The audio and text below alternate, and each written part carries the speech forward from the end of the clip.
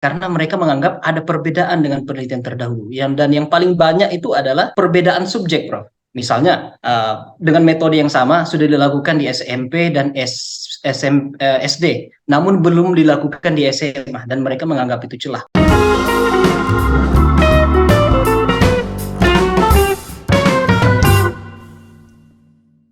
Bismillahirrahmanirrahim. Assalamualaikum warahmatullahi wabarakatuh. Selamat datang di MK Talks Academy, forum berbagi informasi seputar dunia akademik.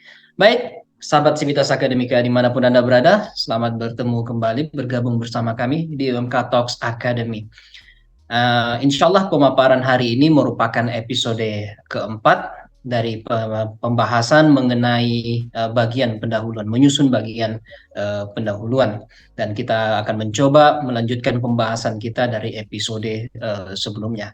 Dan tentunya saat ini sudah bersama saya narasumber andalan kita, siapa lagi kalau bukan the one and only Profesor Ali Sauka, MA, PhD. Assalamualaikum warahmatullahi wabarakatuh, Prof. Gimana kabarnya, Prof? Waalaikumsalam warahmatullahi wabarakatuh. Kabarnya baik-baik. Yang penting sehat, Mas Darman. Alhamdulillah. Alhamdulillah, terlihat segar, Prof. Amin, amin. Oke, sehat selalu, Amin. Prof. Ya, Amin, baik, Prof. amin. Ya, baik, Prof. Lagi-lagi sepertinya kita masih harus membahas tentang research gap atau celah penelitian nih, Prof. Memang nggak ada habisnya ini, Prof. Iya, betul. Jadi, gini, Prof, berdasarkan pengalaman saya di lapangan, khususnya ketika membimbing mahasiswa pelaksanaan penyelesaian tugas akhir atau skripsi, itu banyak mahasiswa berpandangan bahwa yang dimaksud dengan gaps atau celah penelitian itu adalah sesuatu yang berbeda, ya, sesuatu yang berbeda, sehingga cenderung banyak mahasiswa memilih judul topik penelitian karena mereka menganggap ada perbedaan dengan penelitian terdahulu. Dan yang paling banyak itu adalah perbedaan subjek, Prof. Misalnya, dengan metode yang sama sudah dilakukan di SMP dan SD, namun belum dilakukan di SMA, dan mereka menganggap itu celah. Nah, yang semacam ini, perbedaan semacam ini, apakah itu memang bisa dianggap research gap atau bukan, Prof? Monggo, Prof. Iya. Sekali lagi ini pertanyaannya sederhana ya. Singkat gitu, tapi jawabannya panjang ini. Boleh saya muter-muter dulu ya. Monggo, Prof. Jadi gini, ini kita ini kan sedang membahas tentang bagaimana hasil penelitian itu kemudian dikonversi menjadi naskah publikasi yang mau disubmit, dikirim ke jurnal-jurnal gitu. Nah, ini saya ingin memberikan konteks dulu. Ada dua konteks yang perlu diperhatikan dalam menjawab pertanyaan Mas Darman tadi. Pertama, konteks eh, kenapa penelitian itu dilakukan. Ya, jadi kenapa penelitian itu dilakukan dalam konteks realitanya itu misalnya sebagai mahasiswa, ya mahasiswa berarti mahasiswa penulis skripsi di S1, mahasiswa penulis tesis di S2, mahasiswa penulis disertasi di S3. Ini beda-beda tentu. Menjawab pertanyaan Pak Mas Darman tadi beda-beda. Kemudian juga mungkin bukan mahasiswa tapi dosen yang sudah menjadi akademisi di perguruan tinggi yang dituntut untuk publikasi. Itu akan konteksnya beda, yaitu misalnya konteksnya itu naskah publikasi yang mau di submit itu mau dikirim kemana? Ada rentangan mutu jurnal ya. Jadi kalau yang paling tinggi, katakanlah yang paling top, yang selama ini dibicarakan itu Web of Web of Science ya. Kemudian juga Scopus tapi Q1 atau Q2. Turun lagi ya sampai Sinta misalnya.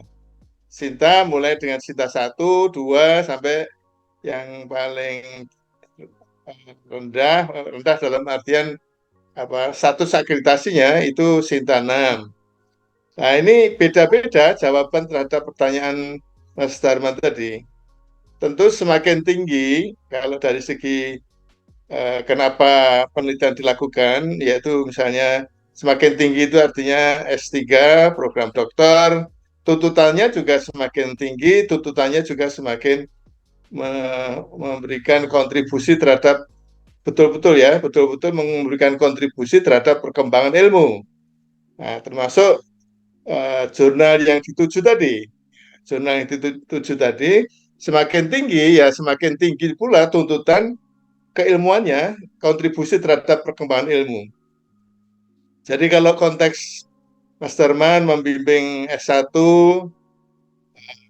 menulis skripsi, saya kira ya tentu kita tidak perlu menuntut setinggi seperti kalau mahasiswa S3 menulis disertasi.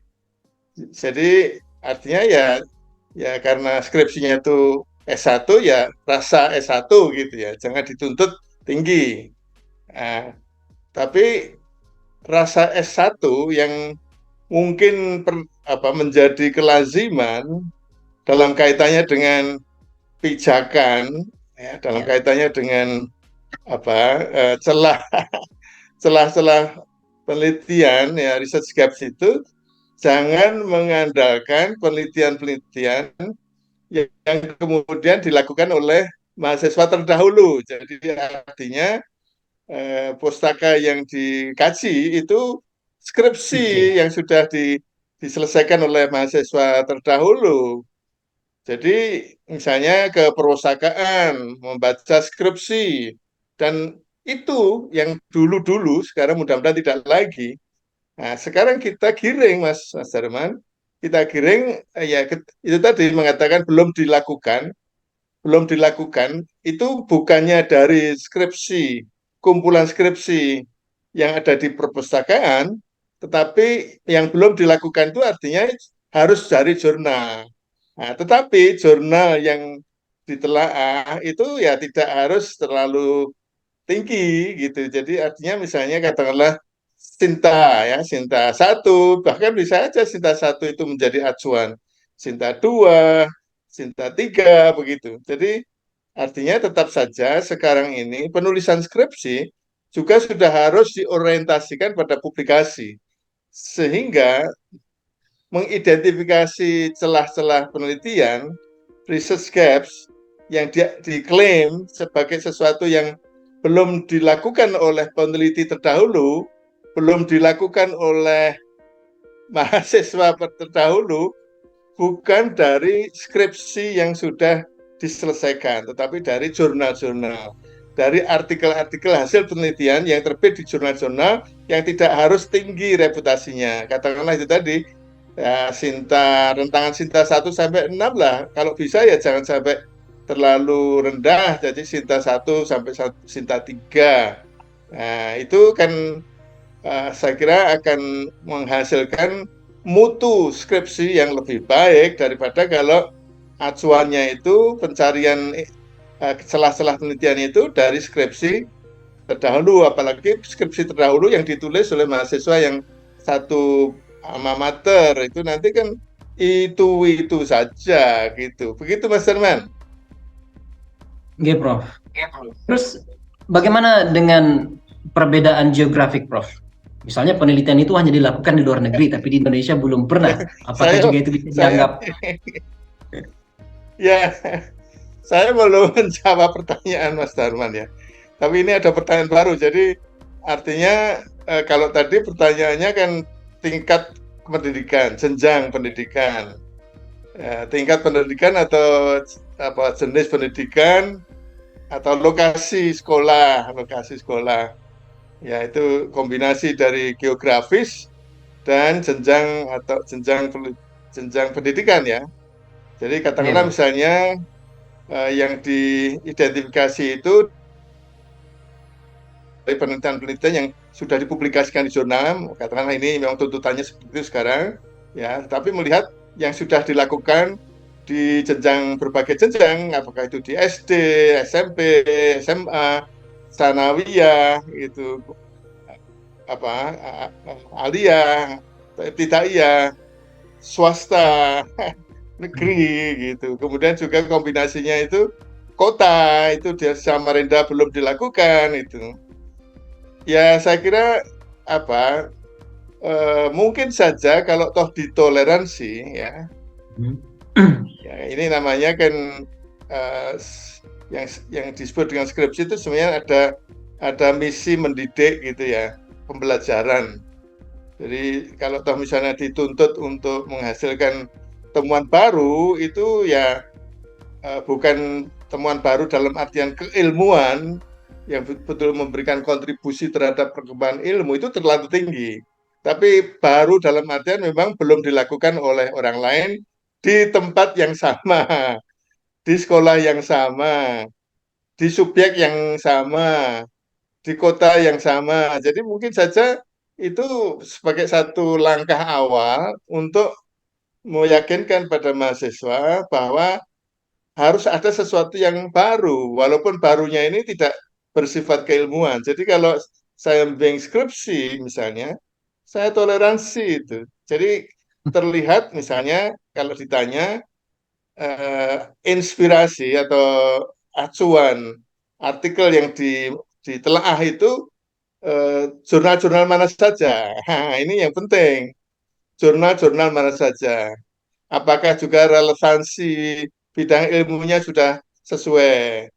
Ya, apakah kemudian dia juga sudah baca langsung? Itu bahkan ini Mas Darman, walaupun mungkin katakanlah dibaca begitu acuannya dari jurnal, di full teksnya maupun di referensinya, di daftar rujukannya itu dari jurnal, siapa tahu itu tidak dibaca langsung. Siapa tahu itu apa nyontek gitu saja. Lah ini yang penting.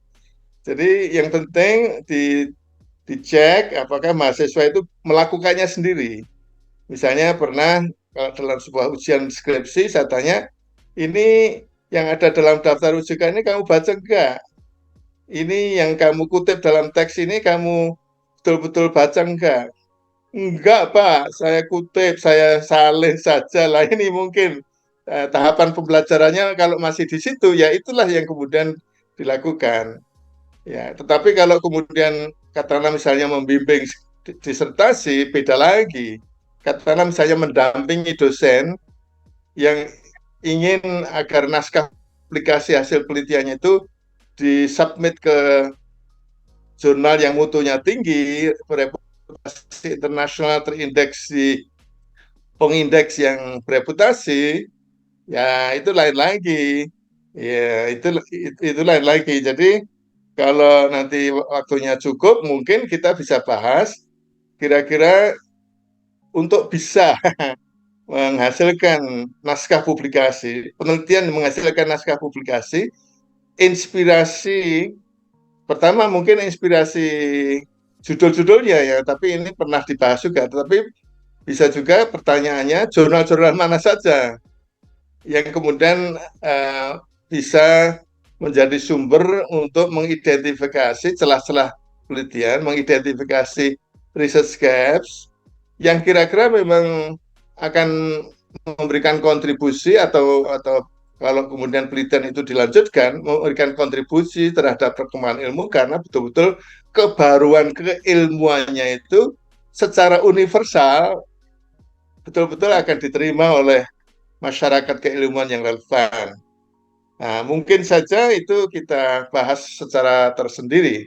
Tapi mungkin Ya. sebelum mengakhiri eh, episode sekarang ini, memang apa pada dasarnya yang tadi disampaikan oleh Mas Darman itu kan bukan keilmuan gitu. Jadi salah satu yang kemudian uh, lazim diklaim dan itu saya kira juga perlu dipertanyakan, yaitu misalnya mengatakannya bahwa penelitian sebelumnya itu masih langka, topik ini masih belum banyak diteliti, masih belum banyak diteliti.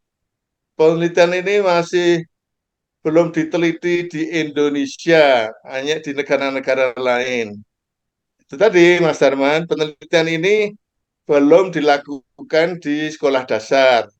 Nah, klaim-klaim ini, saya kira kalau katakan misalnya menulis skripsi atau bahkan menulis tesis, Kalau itu dasarnya memang betul-betul membaca semua artikel yang dimuat di jurnal-jurnal yang reputasinya baik, kemudian betul-betul memang seperti itu, belum ada penelitian sebelumnya, atau masih sangat langka, atau di jenjang lain belum, tetapi tuntas dalam kaitannya dengan menelaah artikel yang dimuat di semua jurnal, gitu ya.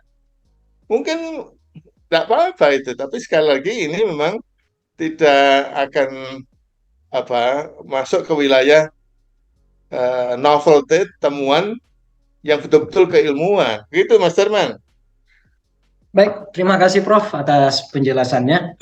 Ya, sebenarnya masih ada pertanyaan ini Prof. Ternyata memilih jurnal juga itu enggak, memilih artikel itu juga tidak sembarang ya Prof.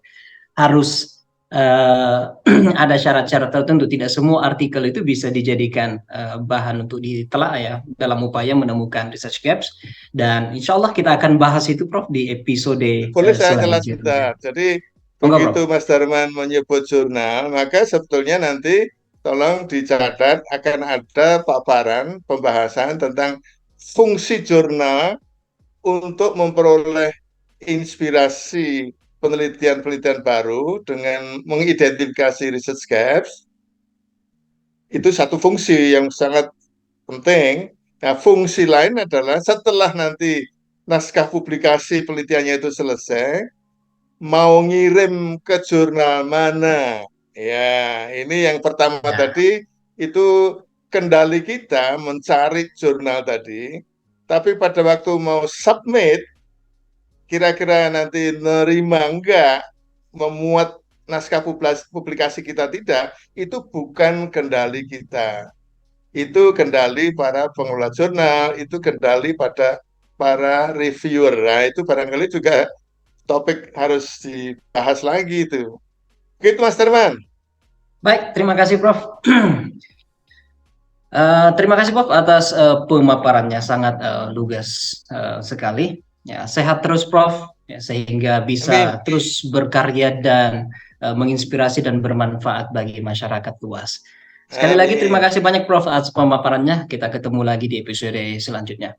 Baik, Sivitas Akademika dimanapun Anda berada, terima kasih telah mengikuti kami di episode keempat kali ini mengenai pendahuluan, dan insya Allah kita akan lanjutkan di episode kelima minggu depan. Saya Sudarman SPD MID pamit undur diri, sampai ketemu di MKTX episode selanjutnya. Assalamualaikum warahmatullahi wabarakatuh. Waalaikumsalam warahmatullahi wabarakatuh. Terima kasih, Mas Terman.